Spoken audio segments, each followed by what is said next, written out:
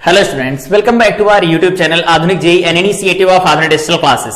Previous class में हम लोगों ने कंप्लीट किया था वोल्ट मीटर क्या होता है, मीटर क्या होता है, एक वोल्ट मीटर को दूसरे वोल्ट मीटर में कैसे कन्वर्ट कर सकते हैं, गैल्वेनोमीटर से वोल्ट मीटर कैसे बनाया जाता है, गैल्वेनोमीटर से अमीटर कैसे बनाया जाता है, एक मीटर को दूसरे मीटर में कैसे कन्वर्ट कर सकते हैं। साथ में अब तक जितने भी क्वेश्चन इन पर पूछे गए थे उन सारे क्वेश्चन का डिस्कशन किया था। आज की क्लास में बचे हुए इलेक्ट्रिकल मेजरिंग इंस्ट्रूमेंट के बारे में बात करेंगे, जिसमें हम लोग सबसे पहले देखेंगे आज मीटर बेस क्या होता है, रियोस्टैट क्या होता है, पोटेंशियोमीटर क्या होता है, और पोटेंशियोमीटर के जो एप्लीकेशंस हैं यहां पर काफी इंपॉर्टेंट है, तो उन सब के बारे में बात करेंगे। तो सबसे पहले आज की क्लास में देखते हैं यहां पर मीटर बेस क्या होता है और मीटर बेस बनाया कैसे जाता है।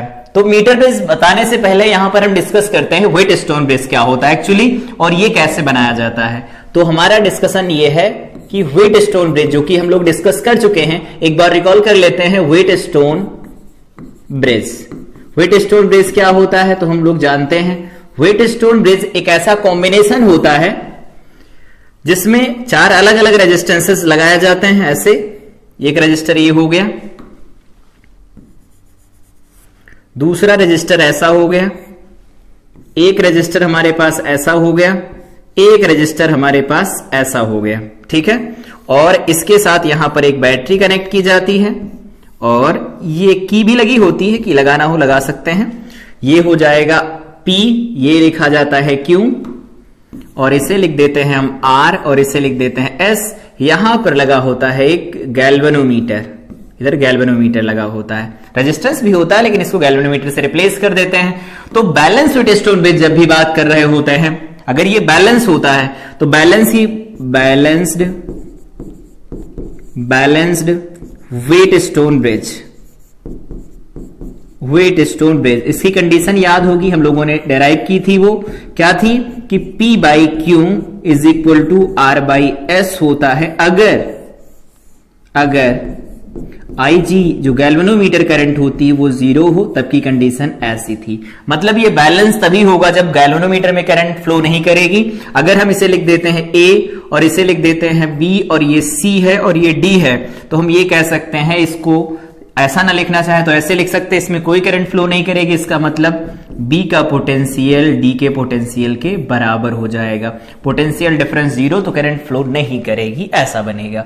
ये तो ब्रीफ आइडिया था कि हमारे पास कि कैसे बनाया जाता है व्हीटस्टोन ब्रिज, का बैलेंस होता, बैलेंसिंग की कंडीशन क्या होती। हमारा डिस्कशन ये है मीटर ब्रिज क्या होता है। तो मीटर ब्रिज बेसिकली यूज कैसे किया जाता है, इसमें एक एक पॉइंट डिस्कस करते हैं। पहला point, metre bridge is used to calculate or find, to calculate unknown, to calculate the value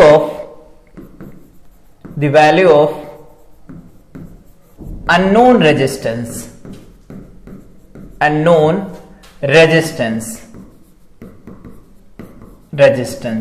ठीक है। अननोन रेजिस्टेंस की वैल्यू फाइंड करने के लिए इसे हम यूज करते हैं, ठीक है। अगला पॉइंट क्या है, इसका प्रिंसिपल क्या है, ये है प्रिंसिपल इसका प्रिंसिपल। तो इसका प्रिंसिपल जो लिखा जाता है दैट इज व्हीटस्टोन ब्रिज, और व्हीटस्टोन ब्रिज में कैसा बैलेंस्ड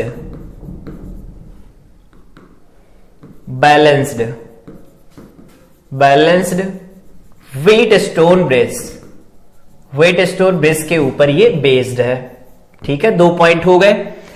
अब बात करते हैं इसको कंस्ट्रक्शन वाइज कैसे देखा जा सकता है, या इसका कंस्ट्रक्शन क्या है, इसे बनाया कैसे जाता है, ठीक है। कंस्ट्रक्शन वाइज कैसे दिखता है, तो इसको बनाते हैं। इधर ये हमारे पास दे रखा है कि एक स्ट्रिप है छोटी सी, इसको थोड़ा पतला कर लेते हैं।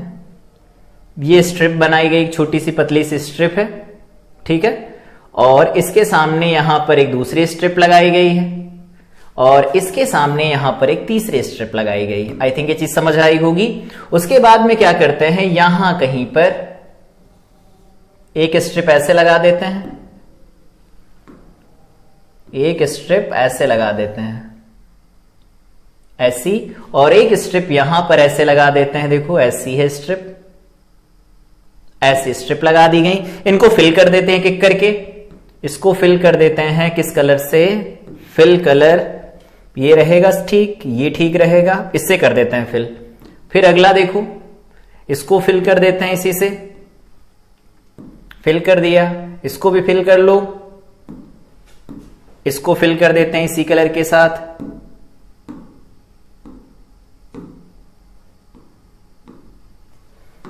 दोबारा सेलेक्ट करते हैं, ये इसे फिल कर लेते हैं, फिल, इससे फिल कर दिया गया, ये फिल कर दिया गया। अगला ये वाला जो दिया गया है यहां पर, ये वाला, इसको फिल कर दे, ये सब के सब इससे फिल कर दिए गए हैं। ये वाला जो दिया गया है इसे भी फिल कर दिया गया। फाइनली ये भी फिल हो गया,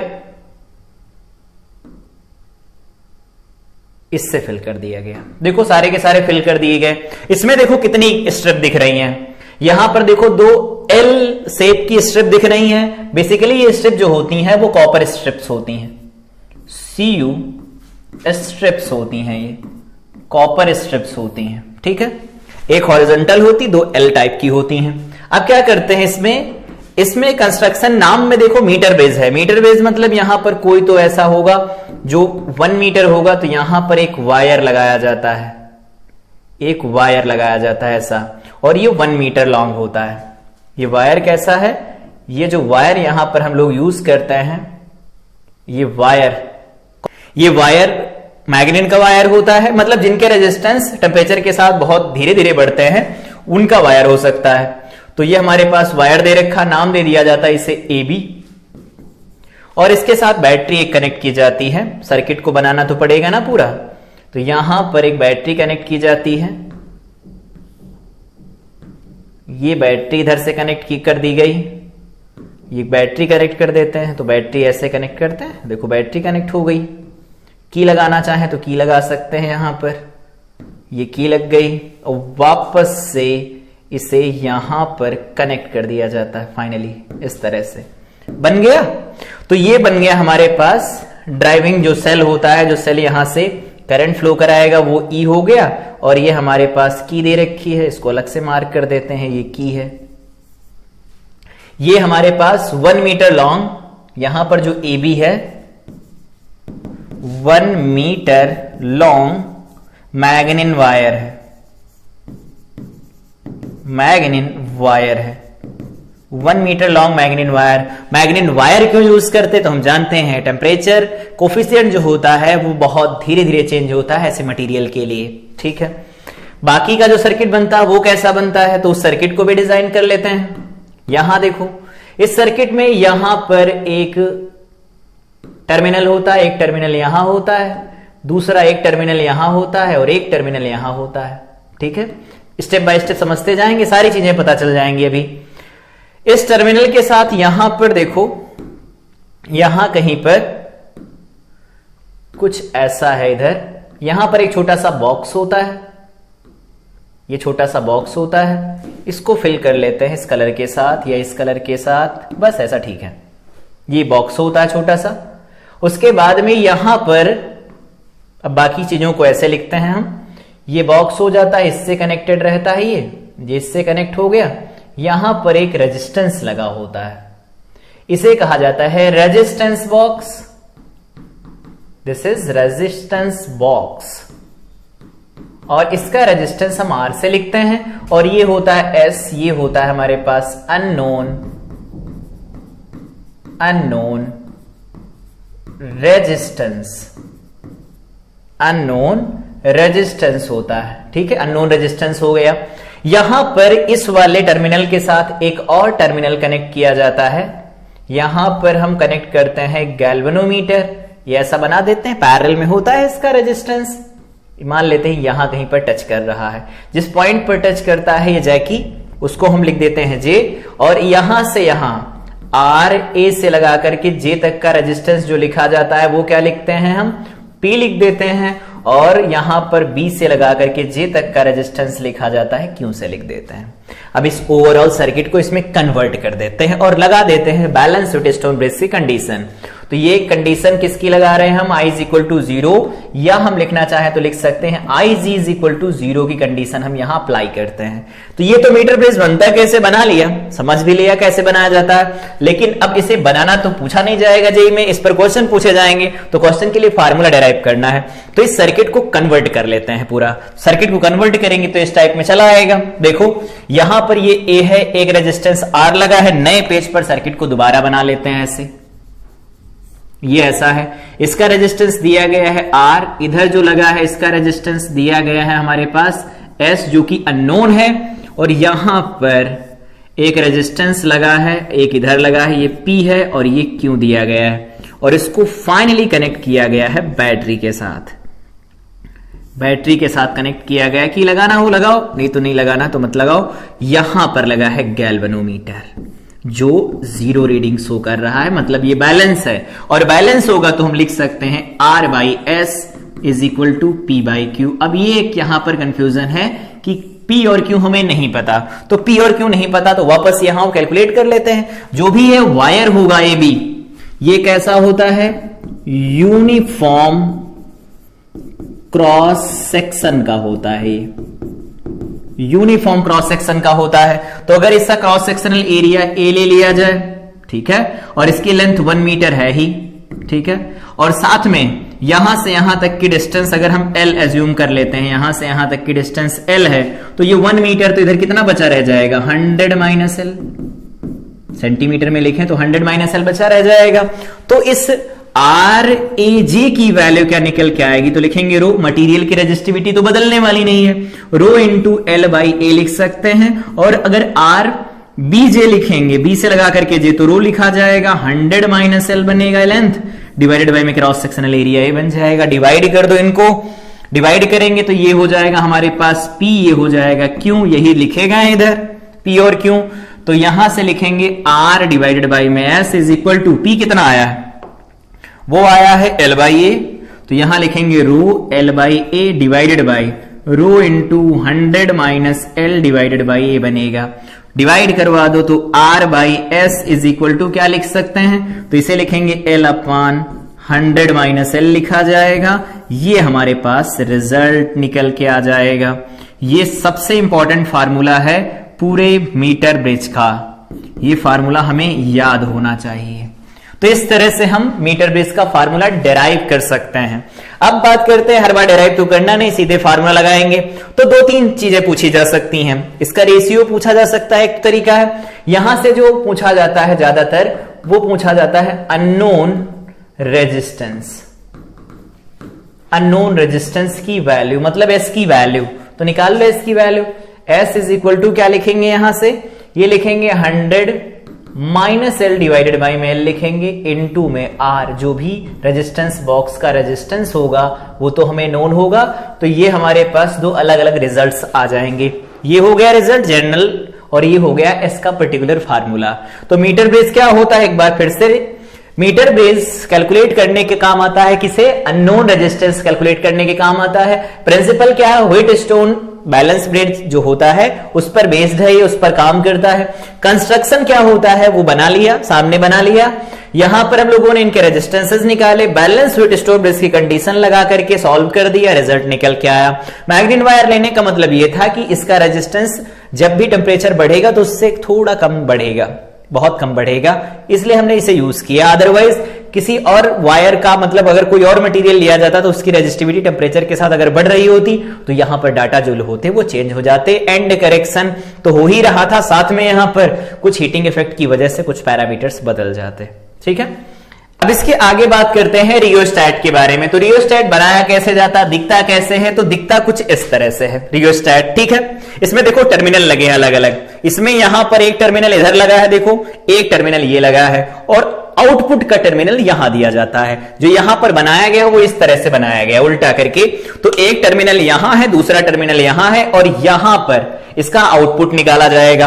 देखो अब इस किस पर बेस्ड है पहले ये समझ लेते हैं। तो हम लोग जानते हैं R जो लिखा जाता है वो क्या लिखते हैं, rho into L by A लिखा जाता है। ठीक है, at constant temperature, at constant temperature, अगर टेम्परेचर कांस्टेंट कर दिया जाए तो रो साथ में यहां पर जो ए होगा वो तो फिक्स हो जाएंगे, कांस्टेंट हो जाएंगे,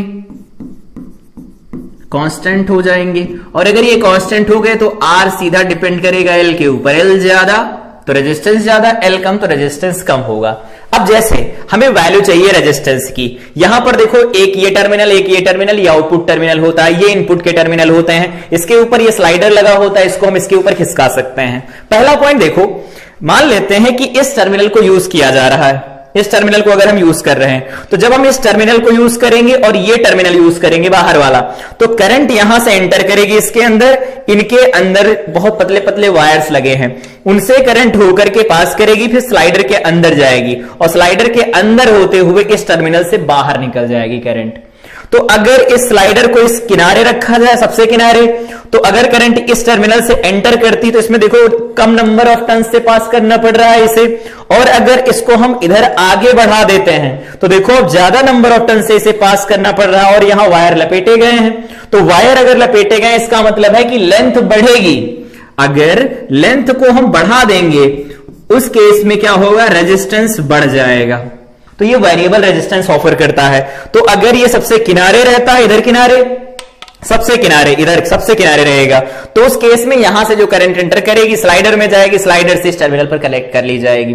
लेकिन अगर जैसे जैसे हमें रेजिस्टेंस बढ़ाना होगा तो उस केस में क्या करेंगे, इसको बढ़ाते चले जाएंगे, बढ़ाते चले जाएंगे, यहां पर देखो सबसे किनारे पहुंचेगा तो मैक्सिमम रेजिस्टेंस ऑफर करेगा उस समय पर, और उस केस में जो करंट होगी वो कम हो जाएगी, क्योंकि जानते हैं करंट की वैल्यू रेजिस्टेंस के इनवर्सली प्रोपोर्शनल होती है। दूसरी बात, यहां पर दूसरा जो टर्मिनल लगा वो हो तो क्या होगा, तो देखो अगर मान लेते सबसे किनारे यहां पर है, ये स्लाइडर यहां है, इसमें करंट हम एंटर करवा रहे हैं, इससे आउटपुट बाहर निकाल रहे हैं, ठीक है। तो इसमें से अगर करंट एंटर करेगी, देखो थोड़े से यहां पर है, बहुत कम है नंबर ऑफ टर्न जिनसे पास करेगी, वापस चली जाएगी। अगर ये स्लाइडर इधर होगा सबसे किनारे, तो अगर इधर से करंट एंटर करेगी तो पूरे रास्ते से पास होगी, फिर स्लाइडर के अंदर जाएगी, फिर इससे होकर के वापस यहां कलेक्ट कर ली जाएगी। आई थिंक ये सारी चीज समझ में आई होगी। तो अगर ये इधर किनारे है, आपकी साइड में जैसा भी दिख रहा हो, ये इधर किनारे अगर है, इस साइड में है, तो यहां इस टर्मिनल के साथ अगर कनेक्ट किया जाएगा तो मैक्सिमम रेजिस्टेंस ये ऑफर करेगा। और अगर इस टर्मिनल के अक्रॉस सप्लाई कनेक्ट की जाएगी तो उस केस में क्या होगा, कम नंबर ऑफ टर्न से करंट पास करेगी, उस केस में क्या होगा, रेजिस्टेंस कम हो जाएगा। तो जिसके पास ये रहता है, जिसके पास रहता है उस टर्मिनल पर ये कम रेजिस्टेंस देता है, और जिससे दूर होता है उसके लिए मैक्सिमम रेजिस्टेंस देता है, अगर सबसे दूर होगा तो। ये तो रियोस्टैट होता है। आई थिंक इसकी सारी बात समझ में आई होगी। ये वेरिएबल रेजिस्टेंस ऑफर करता है किसी दिए गए सर्किट में। तो किसी सर्किट में अगर हमें करंट कंट्रोल करनी होती है तो उसके लिए हम रियोस्टैट का यूज करते हैं। रियोस्टैट वेरिएबल रेजिस्टेंस ऑफर करता है, और सर्किट में जब हम इसे ऐड करते हैं तो इस तरह से इसे हम सिंबल के फॉर्म में डिनोट करते हैं। ऐसा जब ऐसा बना होता तो ये हम कहते हैं कि करंट कंट्रोल कर रहा है, ये करंट को कंट्रोल कर रहा है, ठीक है। और अगर इस तरह से बना दिया जाता है, कुछ ऐसा कुछ बना दिया जाता है सर्किट के अंदर, तो हम कह रहे हैं इसे वोल्टेज को कंट्रोल कर रहा है, ये वोल्टेज को कंट्रोल कर रहा है। तो ये वोल्टेज को इस तरह से कंट्रोल करता है, करंट को इस तरह से कंट्रोल करता है। सर्किट में दोनों में से कोई भी सिंबल दिखे करंट को कंट्रोल कर रहा है, ऐसा मान के चलेंगे हम। तो ये रियोस्टैट होता है। आई थिंक इसकी पूरी वर्किंग समझ में आई होगी। यहां पर नंबर ऑफ टर्न्स होते, बहुत पतले पतले होते हैं ये वायर्स।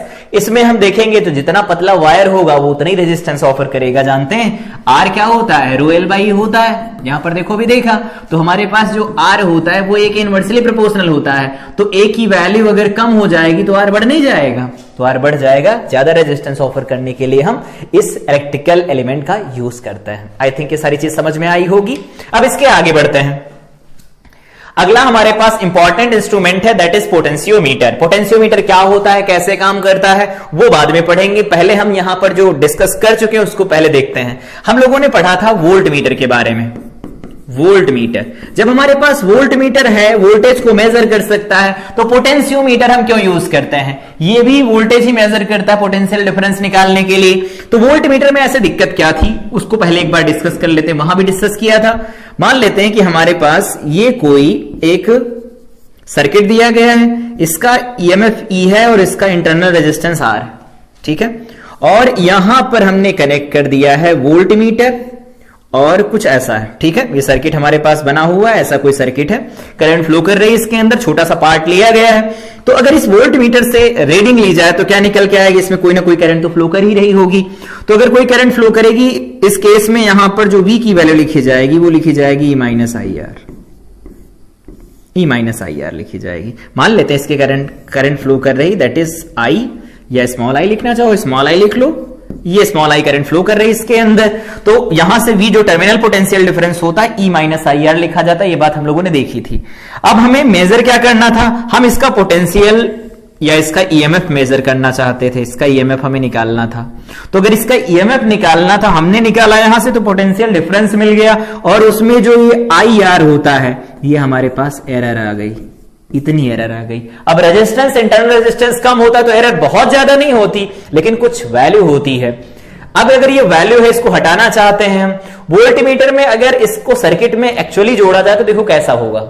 ये हमारे पास कोई इलेक्ट्रिकल एलिमेंट है, मान लेते हैं रजिस्टर है, ठीक है, और यहां पर इसके पैरेलल में हम वोल्टमीटर कनेक्ट करते हैं। वोल्टमीटर का एक्चुअल सर्किट क्या होता है, याद होगा, गैल्वेनोमीटर, साथ में एक हाई रेजिस्टेंस ऐड किया जाता है जो कि R0 लिखते थे हम लोग, और इसका रेजिस्टेंस RG लिखा जाता है। तो यहां पर कोई करंट आ रही, सपोज आई, तो इसके अंदर करंट जाती थी, दैट वाज IG, ये IG करंट जाती थी। अब एक तो अगर हमने इसे इंटरनल सर्किट में, मतलब जो भी सर्किट लगा है उसके अंदर अगर कनेक्ट कर दिया बाहर से, तो बाहर से कनेक्ट करेंगे तो इस I के लिए देखो दो अल्टरनेट पाथ प्रोवाइड कराएगा ये, एक कुछ करंट इसमें जाएगी, कुछ करंट इसमें जाएगी। तो इसमें जो ड्रॉप होगा, क्या एक्चुअल ड्रॉप ये रीड करेगा, नहीं करेगा, तो उसकी एक्चुअल रीडिंग हमें ये नहीं दे पाएगा। तो इस एक्चुअल रीडिंग के लिए हमने ये इंस्ट्रूमेंट बनाया है, ठीक है। तो ये हमारे पास डिस्कशन था कि जो वोल्ट मीटर होता है उसकी रीडिंग इससे कुछ डिफरेंट आती, मतलब ये ज्यादा एक्यूरेटली मेजर कर सकता है चीजों को, पोटेंशियल डिफरेंस यहां से ठीक से निकल के आएगा। तो बात कर लेते हैं, डेफिनेशन बाद में पढ़ते हैं, यहां पर कुछ फार्मूले हमें पता होने चाहिए, डिस्कस किए गए थे। पहला फार्मूला कि अगर स्मॉल r की वैल्यू लिखनी हो तो कैपिटल R लिखी जाती है, और यहां लिखते हैं E डिवाइडेड बाई में V माइनस 1 लिखा जाता है। ये फार्मूला आई थिंक याद होगा। सर्किट याद हो तो यहां पर सर्किट कुछ ऐसा बनता था, इंटरनल रेजिस्टेंस ऐसा कुछ ऐसा बनता था, यहां पर हमारे पास करंट I फ्लो करती थी, ये ER, ये कैपिटल R होता था। तो यहां पर terminal potential difference V, internal resistance R, और यहां पर EMF में ये रिलेशन निकल के आया था। ये सर्किट का ये वाला मतलब है। दूसरा एक फार्मूला कहा था, याद रखना है, जब भी कभी नंबर ऑफ सेल्स लगे हों, एक ऐसा, दूसरा ऐसा, एक सेल ऐसा लगा हो, फिर इसका इंटरनल रेजिस्टेंस कुछ लगा हो, बेसिकली एडवांस में पूछे जाएंगे, एक से ज्यादा सेल लगा के मेंस नहीं पूछता है, ऐसा, फिर कुछ इस तरह से लगा हो, फाइनली एक यहां पर रेजिस्टेंस लगा हो, ऐसा कुछ, और पूछा जाए कि लोड के टर्मिनल बनाए गए हैं A और यहां पर B बनाया गया है, ये E1R1 है, ये E2R2 है, ये E3R3 है, और ये फाइनली कैपिटल R है। तो जब भी कभी लोड के अक्रॉस वोल्टेज लिखना हो, VAB लिखना हो हमें, तो क्या लिखेंगे, E1/R1 प्लस E2/R2 लिखेंगे, माइनस, अब पोलैरिटी बदल गई तो E3/R3 लिखेंगे, प्लस 0 जो भी लिखा वो लिख दो, जहां बैटरी नहीं लगी वहां 0 वोल्ट की बैटरी मान लो लिखने के टाइम, याद रहेगा, भूलेंगे नहीं। तो 1/R1 plus 1/R2 plus 1/R3 और प्लस 1 बाई कैपिटल R लिखा जाता है। ये वैल्यू हमारे पास होती है लोड के अक्रॉस पोटेंशियल डिफरेंस की। तो जब भी कभी फार्मूला लगाना होगा ये फार्मूला लगाएंगे, और इंटरनल रेजिस्टेंस की वैल्यू के लिए फार्मूला लगाना होगा तो ये फार्मूला लगाएंगे। अब पढ़ लेते हैं इसकी डेफिनेशन। इतनी सारी चीजें पढ़ ली है, इसके बारे में डेफिनेशन पढ़ते हैं। यूज क्यों नहीं करते वो तो हमने देख लिया, इसका ड्रॉबैक क्या है, एरर क्यों आती है। सर्किट में क्या है, it is an integrated instrument, मतलब इसे इंटीग्रेट करके बनाया गया है। इंटीग्रेट करने का मतलब क्या है, जो भी वोल्ट मीटर था हमारे पास उसके अंदर जो एरर आ रही थी उसकी एरर को इंप्रूव करके बनाया गया है। It is used to measure potential difference. Potential difference use करने के लिए काम में लिया जाता है इसे, या फिर actual EMF of cell measure करना हो। देखो एक्चुअल ईएमएफ ऑफ सेल ये मेजर नहीं करता, वो पोटेंशियल का टर्मिनल पोटेंशियल डिफरेंस निकाल के दे देता है। It is also used to measure the internal resistance of a cell. देखो फार्मूला ये भी यूज करेंगे हम लोग। और टू कैलिब्रेट द अमीटर और वोल्टमीटर, अमीटर और वोल्टमीटर को कैलिब्रेट करना हो तो भी हम इसे यूज कर सकते हैं। ये तो इसकी डेफिनेशन हो गई। अगर इस डेफिनेशन को बोर्ड के अकॉर्डिंग देखें कि बोर्ड के अकॉर्डिंग इसे क्या लिख सकते हैं, तो ये एक ऐसा इंस्ट्रूमेंट होता है जो किसी भी सेल का ईएमएफ पता करने के काम में लिया जाता है, लेकिन उस सेल में करंट का फ्लो नहीं होता। तो अगर सेल में करंट का फ्लो नहीं होगा तो उस केस में आई की वैल्यू 0, तो पोटेंशियल डिफरेंस ही बन जाएगा ईएमएफ के बराबर। तो यहां से ये फायदा निकल के आता है। अब बनाया कैसे जाता है यहां पर देखते हैं इसके बारे में। सबसे पहले इसका कंस्ट्रक्शन क्या है। कंस्ट्रक्शन ये है कि जब कभी भी हम पोटेंशियोमीटर यूज करते हैं तो पोटेंशियोमीटर में जो पोटेंशियोमीटर वायर होता है, यहां पर पोटेंशियोमीटर वायर जो यूज होता है, पोटेंशियोमीटर वायर जो यूज होता है, इसकी जो लेंथ लिखी जाती है, लेंथ ग्रेटर देन होती है किससे, ग्रेटर देन होती है 10 मीटर। मतलब जितनी ज्यादा अच्छी लेंथ होगी उतनी ज्यादा अच्छी रीडिंग आएगी। 1 मीटर भी ले सकते हैं, 10 मीटर लिया जाता है, जैसा लिखना चाहे लिख सकते हैं, ठीक है। साथ में यहां पर या फिर या ऐसे याद रख देते हैं, इसकी जो लेंथ होती है वो 1 मीटर से ज्यादा होती है। 1 मीटर से ज्यादा होने का मतलब ये 10 मीटर होती है अप्रोक्सीमेट, ठीक है। अब बात करें कि जो इसका अल्फा लिया जाता है, अल्फा याद होगा टेम्परेचर कोफिशिएंट होता है, अल्फा की वैल्यू बहुत कम रहनी चाहिए, अल्फा ज्यादा नहीं होना चाहिए। और साथ में यहां पर यह ध्यान रखेंगे इसका क्रॉस सेक्शन यूनिफॉर्म रहना चाहिए। क्रॉस सेक्शन यूनिफॉर्म रहे तो ज्यादा बेटर रहेगा, क्योंकि अगर यूनिफॉर्म क्रॉस सेक्शन नहीं रहेगा और जो भी इस टेम्परेचर को लिख रहे हैं अल्फा की वैल्यू बहुत कम होगी, तो चेंज इन रेजिस्टेंस जो वैल्यू निकल के आएगी बहुत कम निकल के आएगी। अगर वो वैल्यू बहुत कम होगी तो हम अगर नॉर्मल टेम्परेचर के ऊपर ये सारे एक्सपेरिमेंट कर रहे होंगे तो वहां पर एरर आने के चांसेस बहुत कम रहते हैं, ठीक है। अब ये सर्किट में दिखता कैसे, ये तो पता चला पोटेंशियोमीटर वायर की जो लेंथ होती है 1 मीटर से ज्यादा रखी जाती है, 10 मीटर से भी ज्यादा रख सकते हैं। अल्फा की वैल्यू कम होती है, क्रॉस सेक्शन यूनिफॉर्म होना चाहिए, ऐसा है, ठीक। इस वाले इंस्ट्रूमेंट को बनाया कैसे जाता है, तो बनाया जाता है, अब ये 10 मीटर 20 मीटर 50 मीटर ऐसे लंबे लंबे वायर यूज करेंगे तो उसके लिए अलग से पूरा एक रूम बनाना पड़ेगा। इसके लिए क्या किया जाता है, एक कार्डबोर्ड लिया जाता है, कार्डबोर्ड या फिर वुडन ब्लॉक कह सकते हैं। ये क्या है हमारे पास, वुडन ब्लॉक है या फिर कह सकते हैं वुडन प्लेट है। ये कोई वुडन प्लेट है। इस वुडन प्लेट के ऊपर क्या करते हैं, छोटे छोटे यहां पर हम होल कर देते हैं, उसमें स्ट्रिप्स लगी होती हैं, कंडक्टिंग होती हैं। उनको क्या किया जाता है, वायर को इन्हीं के बीच में घुमा घुमा करके बहुत कम जगह पर एक बहुत बड़े वायर को लपेट दिया जाता है, ठीक है। ये समझ आया, देखो घुमा घुमा करके लपेट दिया गया। जितना बड़ा वायर लपेटना हो उसी के अगल बगल हम इसे लपेट सकते हैं। मतलब कम जगह घेरे या मतलब स्पेस कम ले, इसके लिए ये काम किया जाता है, ठीक है। दूसरा पॉइंट, इसके साथ एक मीटर स्केल भी लगी होती है। डिफ्लेक्शन कहां पर कैसा आएगा वो देखेंगे। प्राइमरी सर्किट यहां पर बनाया गया है, इसका एक एंड को कनेक्ट किया जाता है, यहां पर बैटरी के साथ की लगी होती है, रियोस्टैट लगा होता है। अभी पढ़ा रियोस्टैट क्या होता है, इसके साथ अमीटर लगा होता है जो रीडिंग शो करेगा, बताएगा रीडिंग है या नहीं है। और ये तो प्राइमरी सर्किट हमें दिखता है, ये क्या है हमारे पास, प्राइमरी सर्किट है। ये प्राइमरी सर्किट होता है। प्राइमरी सर्किट में कभी कभी पर इंटरनल रेजिस्टेंस दिया जाता है, जो ये सेल लगा होता है इसे हम कहते हैं ड्राइविंग सेल, जो प्राइमरी सर्किट के अंदर करंट को ड्राइव करवाएगा, ठीक है। और ये जो सेकेंडरी सर्किट होता है कुछ ऐसा बनता है, यहां से देखेंगे ऐसा बनाया जाता है सेकेंडरी सर्किट। सेकेंडरी सर्किट में हम एक पर्टिकुलर एप्लीकेशन लेकर के ही चलते हैं कि अगर कोई बैटरी दी गई हो उसका ईएमएफ कैसे निकाल सकते हैं। तो मान लेते हैं एक बैटरी है हमारे पास, उसका कुछ ना कुछ इंटरनल रेजिस्टेंस तो होगा, प्रैक्टिकल बैटरी है तो ये ऐसा हमारे पास। इस पॉइंट को पी लिख देते हैं, इसे क्यों लिख दिया जाता है। यहां पर एक गैल्वेनोमीटर लगा देते हैं, क्यों के साथ गैल्वेनोमीटर लगाते हैं। उसके बाद यहां पर एक जैकी लगाई जाती है। जैकी का मतलब क्या है, एक स्लाइडिंग की लगाई जाती है। मान लेते हैं वो यहां पर स्लाइड करके पहुंच गई, इसको इस पूरे वायर पर कहीं पर भी खिसकाया जा सकता है, ठीक है। अब अगर इसका प्रिंसिपल समझने की कोशिश करें तो ये जो सर्किट हमारे पास बना हुआ है, ये सर्किट कैसा है, तो इसे हम कहते हैं सेकेंडरी सर्किट कहा जाता है। सर्किट को सीकेटी लिखते हैं, ठीक है।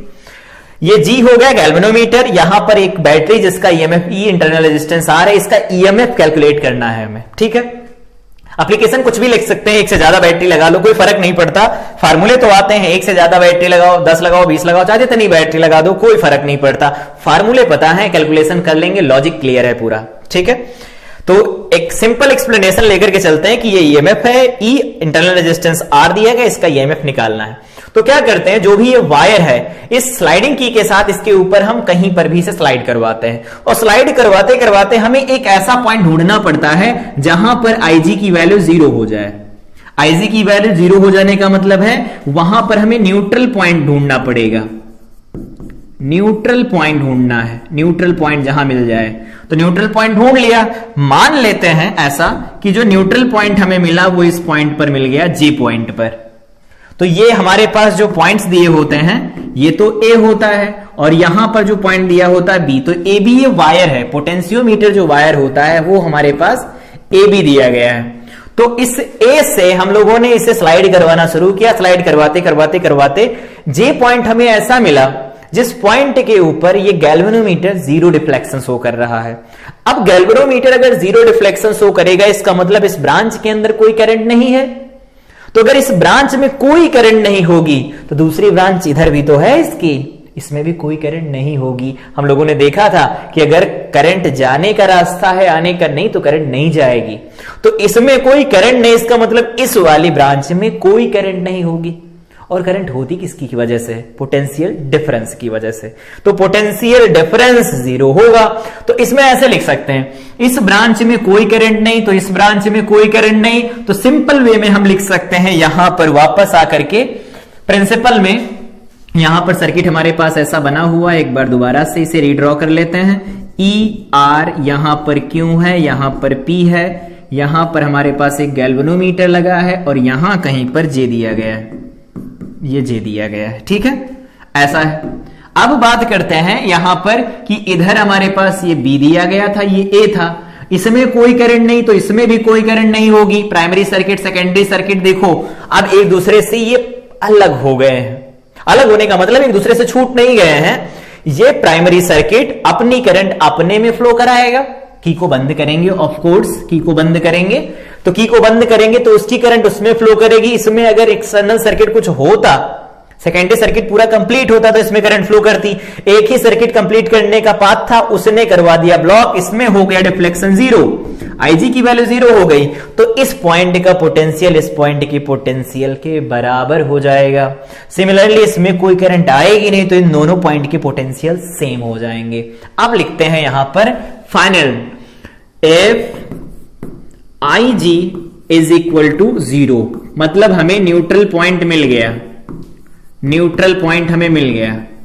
ठीक है, तो इस केस में क्या लिख सकते हैं, तो हमारे पास न्यूट्रल पॉइंट तो मिल गया, ये तो कंडीशन बन गई। इस सर्किट को सिंप्लीफाइड वे में बनाया जाए तो ऐसा बनाया जाता है, यहां पर एक ड्राइविंग सेल लगा है, उसका इंटरनल रेजिस्टेंस लगा है, और यहां पर हमारे पास जो पोटेंशियोमीटर वायर दिया गया कुछ ऐसा है, पोटेंशियोमीटर वायर कुछ ऐसा दिया गया है, ऐसा पोटेंशियोमीटर वायर है, ये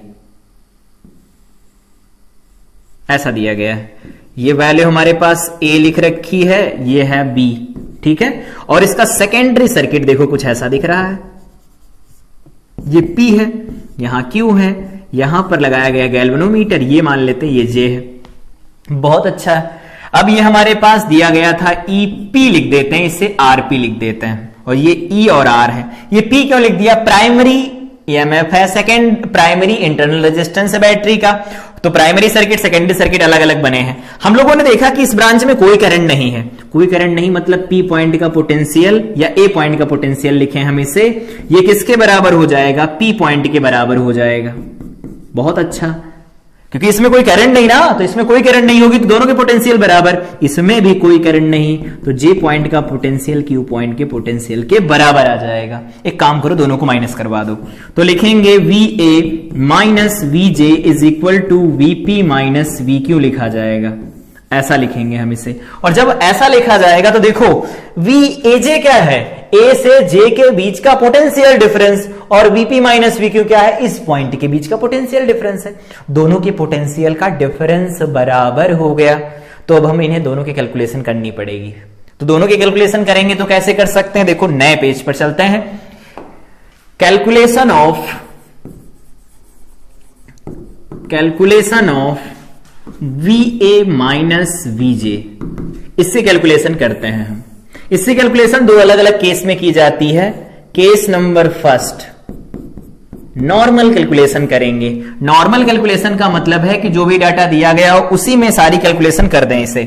जैसे यहां पर बात कर लेते हैं कि जो लेंथ AB जो दे रखा है, AB की जो लेंथ है मान लेते हैं वो L है, यहां से यहां तक की लेंथ है, 1 मीटर नहीं लेंगे, वो मीटर बेस नहीं है, पोटेंशियोमीटर है, L लेंथ मान लिया। इसका रेजिस्टेंस क्या है, तो RAB की जो वैल्यू है मान लेते हैं वो कैपिटल R के बराबर है, और ये जो जीरो डिफ्लेक्शन मिल रहा है वो यहां से यहां तक x है। तो A से लगा करके J तक की दूरी है वो x है। x कुछ भी हो सकता है, पेपर में दिया गया होगा जो भी क्वेश्चन आएगा। तो अगर इस केस में हम यहां पर लिखें तो इसमें करंट जीरो है, IG की तो वैल्यू जीरो है, तो अगर IG जीरो है तो इसमें तो करंट फ्लो करेगी ना, IP वो क्या होगी, लिख लो IP इज इक्वल टू होगा EMF EP डिवाइडेड बाई, लिख देंगे R प्लस ये R क्या है, AB का रेजिस्टेंस, और साथ में RP लिखना पड़ेगा, इंटरनल रेजिस्टेंस तो होगा, बिल्कुल लिख देंगे। अब हमारे पास AB वायर में पूरा ड्रॉप निकल के आ जाएगा, कैसे, V is equal to IR लगाएंगे तो यहां तो लगा लेते हैं। अगर हम लिखेंगे VAB तो VAB निकल के आएगा IP इंटू में RAB, IP की वैल्यू निकल के आई है EP डिवाइडेड बाई में RP plus capital R into में RAB किसके बराबर, R के बराबर, ये तो निकल के आया VAB, ये तो पूरा ड्रॉप निकल के आया। पूरा ड्रॉप निकल के आ गया, हमें ड्रॉप सिर्फ x में चाहिए, AB ड्रॉप किस में, L लेंथ में, तो लिख देते हैं L लेंथ में जो ड्रॉप है वो किसके बराबर है, वो बराबर है इस VAB के बराबर है। ठीक है, तो अगर हमें यूनिट लेंथ में ड्रॉप चाहिए, यूनिटरी मेथड लगा रहे हैं, L लेंथ में ड्रॉप VAB, तो यूनिट लेंथ में ड्रॉप कितना हो जाएगा, यूनिट लेंथ का जो ड्रॉप होगा that will be VAB divided by में क्या बनेगा, L बन जाएगा। हमें कितने का चाहिए, तो X लेंथ का जो ड्रॉप बनेगा that will be VAB by L, into में क्या लिखेंगे, X लिखा जाएगा, वैल्यू पुट कर दो। X का मतलब है X लेंथ में जो ड्रॉप होगा वही तो हमारा VA माइनस VJ होगा, तो यहां लिख सकते हैं VA minus VJ is equal to क्या लिखा जाएगा, VAB डिवाइडेड बाई में क्या लिखा गया है, दैट इज L, इंटू में X लिखेंगे, वैल्यू लिख दो। VAB की वैल्यू क्या निकल के आई, EP डिवाइडेड बाई में RP प्लस R, ऐसा बनेगा। ठीक है, इंटू में कैपिटल R लिख देंगे, यहां पर वैल्यू क्या बन जाएगी, तो ये बन जाएगी X डिवाइडेड बाई में L बनेगा। ये क्या निकल के आया, VA माइनस VJ निकल के आया कि जब हमें लेंथ दे रखी हो या रेजिस्टेंस दिया गया हो, कैलकुलेशन हमें इस तरह से करनी पड़े तो हम ऐसे कैलकुलेशन कर लेंगे। ठीक है, कोई दिक्कत नहीं, VJ निकाल लिया। सेकेंड कैलकुलेशन स्टार्ट होती है जो कि कॉमन कैलकुलेशन है, हर बार हम वैसा करते हैं। यहां पर केस सेकंड दिया गया है, केस सेकंड केस में कैलकुलेशन कैसे की जाती है VA माइनस VJ की, तो वो की जाती है पोटेंशियल ग्रेडियंट के टर्म में। ये क्या होता है, पोटेंशियल, याद होगा ये क्या है, पोटेंशियल ग्रेडियंट। पोटेंशियल ग्रेडियंट क्या होता है, तो हम जानते हैं इसको यहां पर स्मॉल के से डिनोट कर लेते हैं, ये होता है delta V by delta X या डेल्टा L, जो भी लिखना चाहो लिख सकते हैं, ये ऐसा बन जाएगा, बनेगा।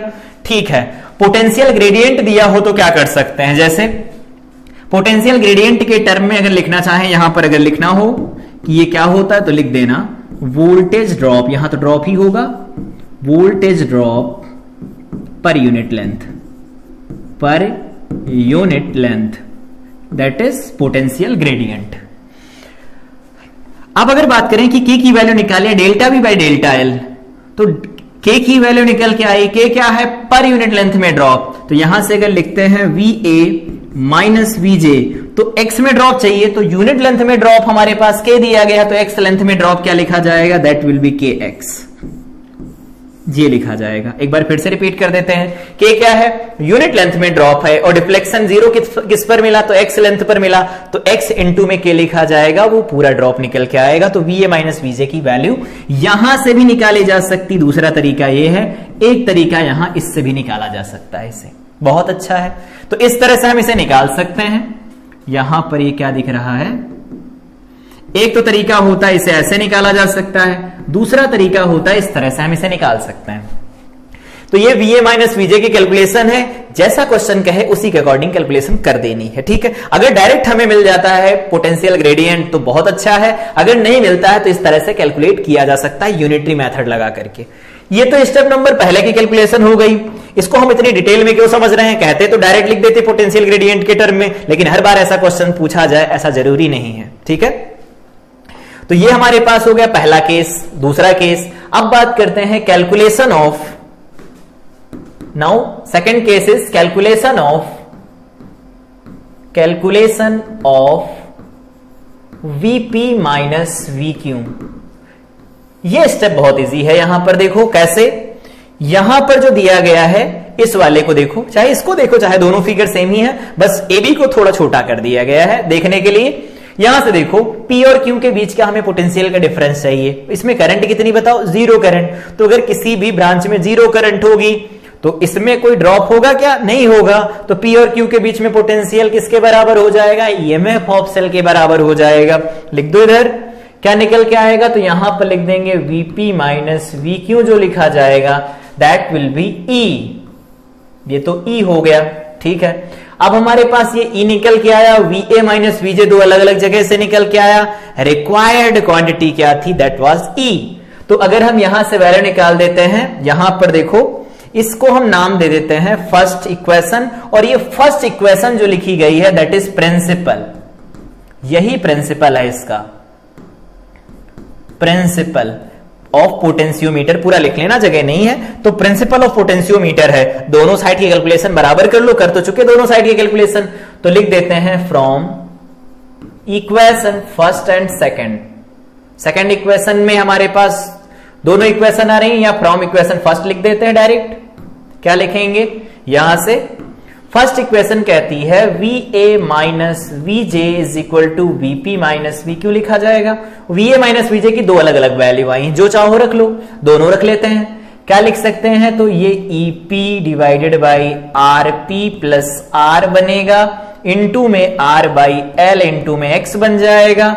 या फिर इसको हम लिख सकते हैं KX के बराबर, फाइनली ये E के बराबर निकल के आ जाएगा। ये कैलकुलेशन यहां पर होके निकल के आ रही है। देखो कोई भी वैल्यू निकालना हो, इस टर्म में दिया गया हो तो भी कैलकुलेट कर लेंगे, कोई फर्क नहीं पड़ता। इस टर्म में अगर वैल्यू दे रखी तो भी कैलकुलेट कर सकते हैं। अननोन सेल का EMF इस तरह से निकाला जा सकता है। बैटरी एक से ज्यादा लगी हो कोई फर्क नहीं पड़ता, फार्मूले हमारे पास दिए गए हैं। यहां पर नंबर ऑफ फार्मूले देख लिए कौन कौन से लगेंगे। लोड के अक्रॉस वोल्टेज लिखना हो तो इस तरह से लिखा जा सकता है। तो ये पहला पॉइंट क्लियर होगा कि प्रिंसिपल क्या है। तो जो भी यहां पर ड्रॉप हो रहा होगा A से J में, वो ड्रॉप किसके बराबर होगा, P से Q में ड्रॉप के बराबर होगा। यही है प्रिंसिपल इस पोटेंशियोमीटर का। इसको इस तरह से कैलकुलेट किया जा सकता है। आई थिंक ये सारी चीज क्लियर हुई होगी। डिटेल में समझेंगे हर एक चीज को स्टेप बाय स्टेप। अब ये तो हो गया अलग अलग केस। अब बात करते हैं इसका एप्लीकेशन, पेपर में क्या क्या पूछा जा सकता है। एक तो एप्लीकेशन हम लोगों ने प्रिंसिपल पढ़ते पढ़ते डिस्कस कर लिया कि किसी सेल का अगर EMF निकालना होता तो कैलकुलेशन कैसे की जा सकती है। Second case is to compare EMFs of two cells. अगर दो सेल लगे हो उनका EMF निकालना हो तो कैसे निकाल सकते हैं। तो प्राइमरी सर्किट तो चेंज हो नहीं रहा, सेकेंडरी हम चेंज कर लेते हैं। एक सेल यहां है, इंटरनल रेजिस्टेंस है और उसका ये की लगा हुआ है उसके साथ। दूसरा सेल यहां है, इंटरनल रेजिस्टेंस है, इसका की यहां कहीं पर लगा हुआ है। ऐसा दो अलग अलग केस हैं। ये S1 मान लेते हैं, ये S2 है, यहां कहीं पर Q पॉइंट दिया गया है और इधर कहीं पर हमारे पास P पॉइंट दे रखा है। ये A और B तो होते ही हैं, ठीक। तो ये हो गया E1 R1, ये हमारे पास हो गया E2 R2, ठीक है। इसके साथ क्या करना पड़ता है, हमें एक गैल्वेनोमीटर लगाना पड़ता है। लगाते हैं गैल्वेनोमीटर, पहले केस बना लेते हैं अलग अलग केस में। ये स्विच यहां से बंद कर दिया गया है पहले, और पहला जो सेल है वो करंट फ्लो कराएगा अपने प्राइमरी सर्किट के अंदर। तो यहां पर हम लोग अलग अलग केस लिखते हैं। केस फर्स्ट केस इज कि अगर हम S1 को बंद कर देते हैं, S1 को क्या करते हैं, S1 क्या किया गया, क्लोज कर दिया गया, और S2 क्या है, अभी भी ओपन है। क्लोज करेंगे तो क्लोज करने का मतलब ये होता है ऑन हो जाना, स्विच ऑन हो जाएगा। ओपन का मतलब स्विच यहां पर ऑफ है, इस बात का ध्यान रखेंगे। नहीं क्लोज करने का मतलब खोल दिया। ऐसा नहीं, बिल्कुल क्लोज करने का मतलब की को बंद कर दिया गया, क्लोज कर दिया गया, क्लोज कर दिया गया मतलब ऑन कर दिया गया, करंट फ्लो करेगी। ठीक, अब वो सर्किट पूरा होगा तो करेगी, अदरवाइज नहीं करेगी। तो इस पहले केस में लिख देते हैं कि इसको बंद कर दिया जाए, बंद कर दो, इस वाले को बंद कर दिया जाए, यहां से बंद कर दिया गया। तो जैसे इसको बंद करेंगे ये वाला सर्किट में आ जाएगा, सेकेंडरी सर्किट में आएगा। तो P और Q के बीच में पोटेंशियल का डिफरेंस अगेन क्या होगा, न्यूट्रल पॉइंट मिल जा रहा है अगर, तो इस केस में मान लेते हैं न्यूट्रल पॉइंट यहां से मिला कुछ इधर, ये कहां पर मिला, J पर मिल गया। और J पर मिला तो यहां से देखो A से J तक की डिस्टेंस AJ मान लेते हैं क्या मिली, L1 मिल गई, मान लिया, जो भी होगा पढ़ लेंगे, मीटर स्केल लगा है। L1 पर मिला हमें ऐसा, तो L1 पर मिलेगा और यहां पर पोटेंशियल ग्रेडियंट हमें दे रखा है, potential gradient that is equal to small k, ये हमें दे रखा है। तो पोटेंशियल ग्रेडियंट अगर हमें दिया गया है तो हम यहां से अब लगा सकते हैं ना, फार्मूला हमारे पास है VA minus VJ is equal to VP minus VQ, इसको भूलना नहीं है। VAJ क्या लिखेंगे, डायरेक्ट लिख दो K इंटू L1 से, पर यूनिट लेंथ में ड्रॉप K, तो L1 में ड्रॉप कितना, K into L1 is equal to क्या लिखेंगे, VP माइनस VQ। सर्किट में सिर्फ ये जुड़ा है और इस केस में न्यूट्रल पॉइंट मिल भी चुका है, न्यूट्रल पॉइंट मिल गया है, यहां पर इस पॉइंट पर हमें न्यूट्रल पॉइंट मिल चुका है, न्यूट्रल पॉइंट मिल चुका है। तो न्यूट्रल पॉइंट मिलेगा तो सर्किट में ये कनेक्ट है, ये बाहर सर्किट के है तो बाहर कनेक्ट तो है ये, लेकिन इसमें करंट जीरो, तो इसमें करंट जीरो, इसका मतलब इसका ईएमएफ किसके बराबर हो जाएगा, K L1 के बराबर हो जाएगा। पहली इक्वेशन। केस सेकंड बना लो, सेकंड केस क्या है, केस सेकंड, सेकंड केस जो हमारे पास है ये क्या होगा, अब की बार इसको रिवर्स कर देते हैं। S1 क्या है, ओपन है, और S2 क्या है, इसे कर देते हैं क्लोज। ओपन का मतलब ये ऑफ कर दिया गया, बंद, ऑफ का मतलब फिर से बंद मत समझ लेना, ऑफ का मतलब सर्किट से उसे हटा दिया गया है सर्किट से, और क्लोज का मतलब इसे ऑन कर दिया गया है, ये इसका बेसिक मतलब होता है। ठीक, समझते हैं आगे। अब अगर बात करें यहां पर दोबारा से कि ये पॉइंट AJ जो मिला था हमें तो मिल गया था, लेकिन इस केस में क्या होगा, तो इस केस में मान लेते हैं यहां कहीं पर हमें डिफ्लेक्शन मिला, और ये डिफ्लेक्शन कहां पर मिल रहा, मान लेते हैं J डैश के ऊपर मिला, और J डैश की वैल्यू हम निकाल लेते हैं फिर तो यहां पर जो भी J डैश की वैल्यू है पढ़ लेंगे, तो मान लेते हैं A J डैश जो निकल के आया वो L2 आया है, इस पर हमें क्या मिला, न्यूट्रल पॉइंट मिला, कोई करंट नहीं फिर से फ्लो करेगी। तो PQ के बीच में जो पोटेंशियल डिफरेंस होगा वो अब E2 के बराबर हो जाएगा। तो इधर तो E2 लिख देते हैं VP माइनस VQ की जगह, इधर क्या लिखेंगे, K इंटू में लिखा जाएगा L2। इक्वेशन सेकंड हो गई। कंपेयर करवाना है ऐसे लोगों को, कंपेयर करवा तो दोनों को डिवाइड कर देते हैं, तो डिवाइड करेंगे क्या मिलेगा, L1 by L2, L1 by L2, यहां पर E1 था, इसको बराबर लिखेंगे E1 बाई E2। देखो कंपेयर भी हो गए।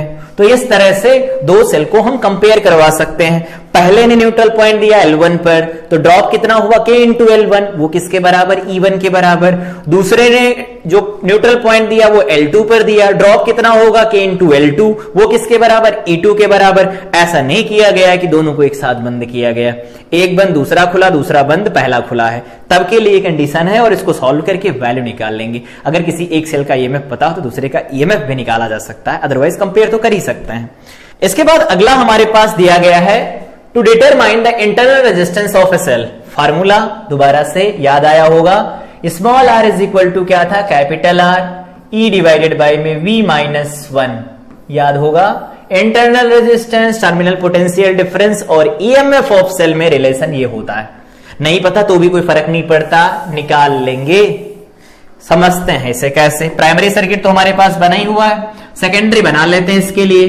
तो यहां पर एक ऐसा ये क्या बनाया गया है, सेल और उसका इंटरनल रेजिस्टेंस, यहां कहीं पर ऐसा कुछ है। ये हमारे पास एक नोन रेजिस्टेंस दिया होता है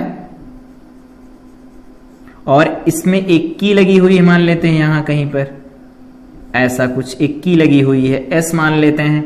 ये ई और आर दिया गया है, आर निकालना हमें, ये कैपिटल आर होता है और ये पॉइंट हम जानते हैं क्यों होता है और ये पी होता है। यहां पर एक गैल्वेनोमीटर लगा देते हैं, अभी कंडीशन देखेंगे बाद में। तो सेकेंडरी सर्किट बना दिया, प्राइमरी बना दिया, अब जैकी लगा के कनेक्ट करके न्यूट्रल पॉइंट ढूंढना रह गया। ढूंढो, पहले इसे बंद कर देते हैं क्योंकि ड्रॉप तो लिखेंगे ना ऊपर वालों का, तो ऊपर वालों का जब ड्रॉप लिखा जाएगा तो ये पॉइंट ए है, ये पॉइंट बी है हमारे पास। सॉल्व कर देते हैं इसे। पहले कंडीशन यहां पर भी वही है कि अगर केस फर्स्ट एस जो है वो ओपन है, ओपन सर्किटेड है, तो ओपन सर्किट से अगर रिप्लेस किया जाएगा इसको तो क्या होगा, यहां पी और क्यू के बीच में जो ड्रॉप लिखा जाएगा वो लिख लो, Vp माइनस VQ लिखा जाएगा, वो किसके बराबर होगा, E के बराबर होगा।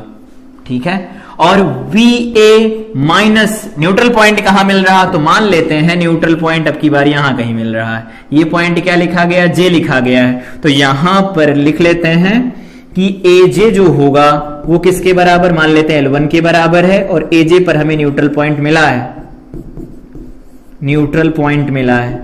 ठीक है, तो AJ की वैल्यू L1 के बराबर, तो VA माइनस VJ किसके बराबर होगा, पोटेंशियल ग्रेडियंट के दिया गया है, इनटू में L1 दिया गया है, लिख दो।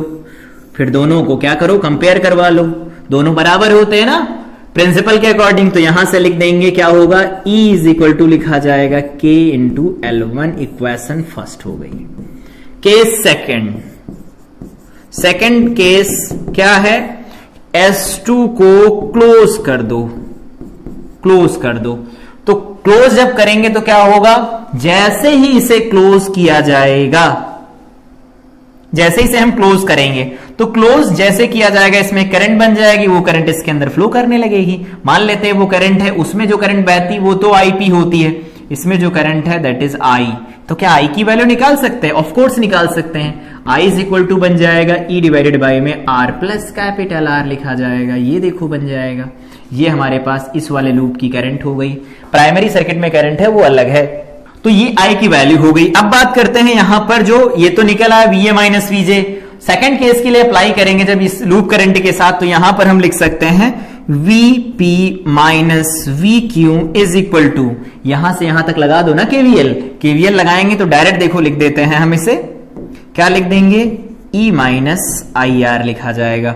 और इसे किसके बराबर करना है, तो मान लेते हैं ये L2 पर ऐसा हुआ तो KL2 कर दो, सेकंड इक्वेशन है। क्या है, मान लेते हैं ये ड्रॉप इस बार यहां चला गया, ये Z' हो गया, और Z' की वैल्यू L2 आई, और इस पर हमें क्या मिला, न्यूट्रल पॉइंट मिल गया, इस पॉइंट पर हमें न्यूट्रल पॉइंट मिल गया।